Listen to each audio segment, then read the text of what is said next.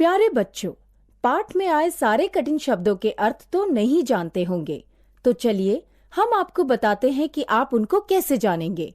पाठ में आए रंगीन शब्दों पर अपना कर्सर रोकिए। अर्थ आपके सामने है। समझ गए बच्चों? चलिए अब पाठ पढ़ते हैं। Helen Keller. प्रस्तावना। कोई व्यक्ति नेत्रहीन हो जाए तो वह निराश मन से जीने लगता है। उसे लगता है कि अब वह देख नहीं सकता और कुछ कर नहीं पाएगा। वह पढ़ना लिखना छोड़ देता है और किसी काम को उत्साह से नहीं करता। वह दूसरों के आश्रय जीने लगता है। वह अपने हर काम के लिए दूसरों से मदद मांगने लगता है। उसमें हीन भावना आने लगती है। वह सोचता है कि मैं पढ़े लिखे लोगों के साथ बात नहीं कर पाऊंगा। मैं पढ़ लिख नहीं सकता, इसलिए मेरी जानकारी दूसरों से कम है। क्या ऐसा भी कोई नेत्रहीन व्यक्ति हो सकता है जिसमें सामान्य लोगों से भी ज्यादा जीवट हो, जो सामान्य लोगों से भी बेहतर अपना सारा काम कर सके, जिसकी लिखी पुस्तकें पूरे संसार में पढ़ी जाती हों? हेलेन केलर अमेरिका के राज्य में 1880 में पैदा हुई। पुत्री के जन्म पर माता पिता बहुत खुश हुए। बच्ची अन्य बच्चों की तरह सामान्य थी और धीरे धीरे बड़ी होने लगी। 1 साल की होते होते वह और बच्चों की तरह कुछ शब्द भी बोलने लगी। जब वह 1.5 साल की थी तब उसके जीवन पर कहर टूटा। उसे एक अजीब बीमारी हुई जिससे कोई बच नहीं सकता था। ईश्वर की कृपा से उसकी जान बच गई, लेकिन हेलेन को इसका भारी मूल्य चुकाना पड़ा। उसकी आंखों की ज्योति चली गई। वह नेत्रहीन कहलाई। उसकी सुनने की शक्ति भी चली गई। वह बधिर कहलाई।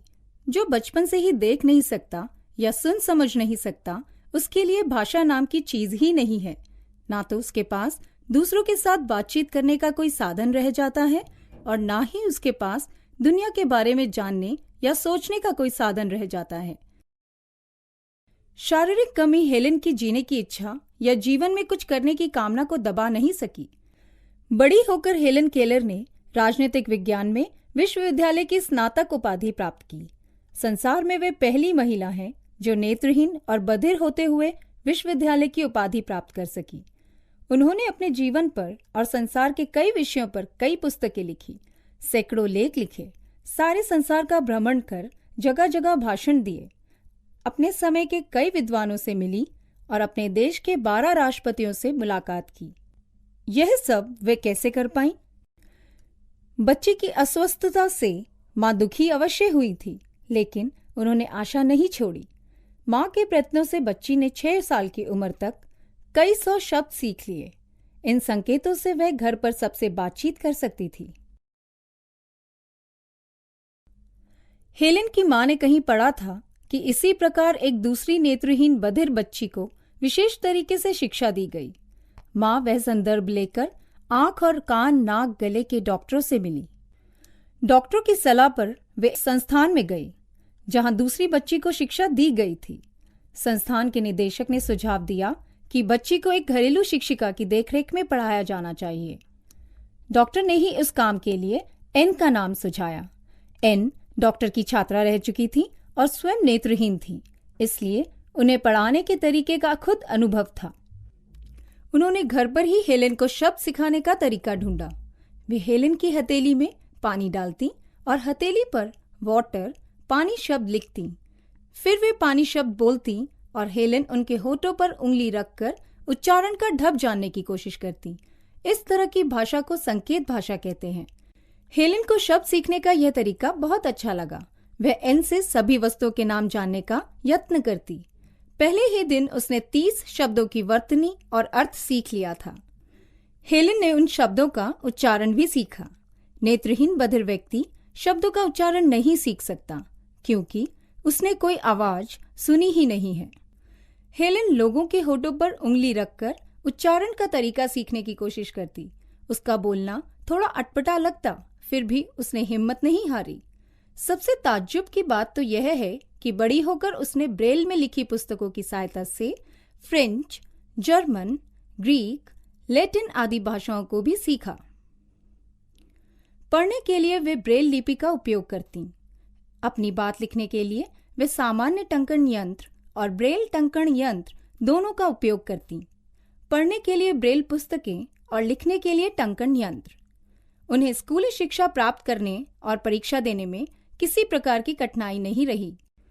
उन्होंने 20 साल की आयु में हार्वर्ड विश्वविद्यालय के रेड क्लिफ कॉलेज में बीए में प्रवेश लिया और 24 साल की आयु में उपाधि प्राप्त की।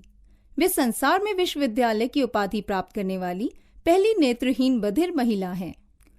ब्रेल लिपि। यहाँ हम अंग्रेजी के कुछ वर्णों का ब्रेल रूप दे रहे हैं।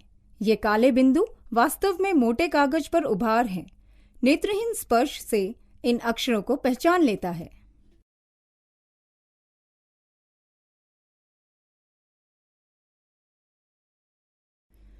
ग्यारह साल की आयु में एन के साथ शिक्षा शुरू करने के 4 साल में उन्होंने फ्रॉग किंग, मेंढक राजा नामक कहानी लिखी।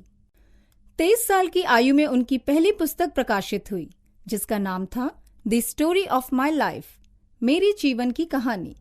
यह पुस्तक संसार की 50 भाषाओं में अनुदित हो चुकी है। इसी तरह उन्होंने अपने जीवन काल में 11 और पुस्तकें लिखी।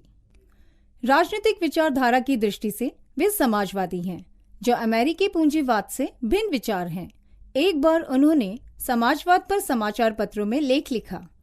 एक अखबार के संपादक ने उनकी विचारधारा का खंडन करने के लिए लिखा कि विकलांगता के कारण उनके विचार गड़बड़ा गए हैं। हेलेन केलर को उसकी बात नागवार गुजरी। उन्होंने जवाब में लिखा, जब पहले मिले थे तब मेरी बड़ी प्रशंसा कर रहे थे, लेकिन अब मैं समाजवाद की वकालत करती हूँ तो मेरी बात काटने के लिए मेरी शारीरिक कमी का सहारा लेते हैं। अंधे तो वे हैं जो समाज के लिए उपयोगी व्यवस्था की बात नहीं समझ सकते। उनके जीवन के 2 प्रमुख लक्ष्य थे, महिलाओं के अधिकारों के लिए लड़ना और शारीरिक रूप से पीड़ित व्यक्तियों की सहायता के लिए धन एकत्रित करना तथा उनकी सेवा करना। इस सिलसिले में उन्होंने संसार के 40 देशों की यात्रा की और इन विषयों पर भाषण दिए। इकट्ठी की गई राशि से उन्होंने अमेरिका में नेत्रहीनों के लिए एक संस्था स्थापित की। एक असहाय नेत्रहीन बधिर बालिका से आधुनिक युग के चिंतक लेखक के रूप में उनका विकास चमत्कार से कम नहीं है। सारी दुनिया में उनकी ख्याति फैल गई थी। 1919 में मूक फिल्मों के जमाने में उनके जीवन पर आधारित एक फिल्म बनी थी जिसमें उन्होंने अभिनय भी किया था। संसार में उन पर कई पुस्तकें लिखी गई। उनके जीवन पर आधारित फिल्मों और टेलीविजन कार्यक्रमों का निर्माण हुआ। कई संस्थाओं ने उन्हें सम्मानित भी किया है। 1964 में अमेरिकी राष्ट्रपति ने उन्हें अमेरिका के सबसे बड़े सम्मान से विभूषित किया। 1968 में 88 वर्ष की आयु में उनका निधन हुआ। आओ उनकी कुछ सूक्तियां पढ़ें। 1. वे अपनी विकलांगता को बाधा नहीं मानती। वे यहां तक मानती हैं कि विकलांगता के बारे में सोचना भी नहीं चाहिए। मैं कभी अपनी कमी के बारे में ना सोचती ना दुखी होती। हाँ, कभी देखने सुनने की इच्छा होती है, फूलों पर चलते मंद पवन की तरह। खुद पर तरस खाना हमारा शत्रु है। उसके वश में हो जाएं तो हम कभी अक्लमंदी का काम नहीं कर सकते। मुझ नेत्रहीन बधिर को जीवन इतना अच्छा रोचक लगता है तो तुम अपनी 5 इंद्रियों से कितना कुछ पा सकते हो। 2. वे मानती हैं कि जीवन में कठिनाइयां तो हैं ही, कुछ करने का संकल्प करें तभी हम कुछ प्राप्त कर सकते हैं। संसार में दुख भरा है और भरा है उससे भिड़ने का संकल्प। विश्वास वह बल है जिससे खंडित संसार में प्रकाश आ सकता है। तुम्हारी जीत और तुम्हारा सुख तुम्हारे हाथ में है। सुखी रहने का संकल्प करो तो आनंद कठिनाइयों से तुम्हें मुक्त करेगा। 3. वे मनुष्य में अच्छे मूल्यों की कामना करती हैं। सामाजिक न्याय तब तक नहीं मिल सकता जब तक लोगों में दूसरों के कल्याण के प्रति उत्तरदायित्व की भावना ना हो। विज्ञान ने बहुत से कष्टों का समाधान ढूंढा है, लेकिन उसने दूसरों के प्रति उदासीनता का समाधान नहीं ढूंढा है। स्वार्थ और विद्वेष मन को खराब करते हैं। प्रेम और उसके आनंद से दृष्टि स्पष्ट होती है। 4. उनके अनुसार आंखें देखती हैं, लेकिन दृष्टि मन से होती है। कितनी खराब बात है कि लोग देखते हैं लेकिन उनमें दृष्टि नहीं होती। ज्ञान ही प्रेम है और प्रकाश है और दृष्टि है।